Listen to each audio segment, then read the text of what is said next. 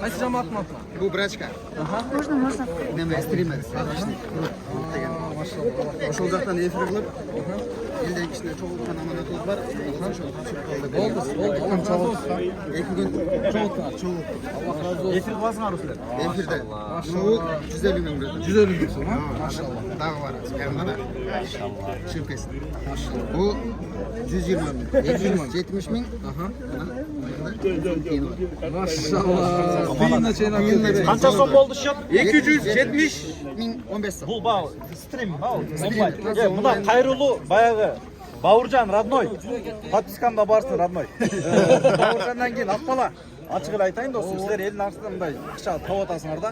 Кім бар да стрим ойнауға TikTok'та? перевод. YouTube, TikTok, Instagram блогерлер мынау баяғы подписка чоғылып подпискадан ақша тапқан жігіттер, қарындаштар. Барыңарға мына болады екен ғой. Да бізде Брачка бар ғой, кемелік красавчик. PUBG. Саян. Сен дағы кел, Саян, сен қатты іштейсің үкәм. Күтеміз. 270 ming. Bu Xurut YouTube'da çıkıyor. Құрут YouTube ге үкәм. Құруттай қылып, ушул үкәм мына бізге ақшаны алып келіп берді. Баяғы айтады ғой, барына берген құруттан неге мені құрутқан депші. Ушул жігіт мінеке. Bir kol çavalar olsun hem o молодежь жігіттен бар.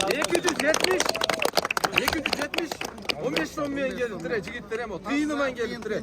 Allah razı olsun көм. Bu dünyada dile, ahiretте dile соғын алыр көм. Жүзүң жарык болсун дайым көм. Ушинтип элдин адамы болуп, ушинтип элдин адамына жараганды тийсин иншалла. Бауыржан, Рабдой, күтөбүз сени. О, Allah razı olsun. Sen красавчик. İçkeriге алып беребиз. Allah razı olsun. Çok rahmat. Allah razı olsun. Бауыржан, ертең мен жамандап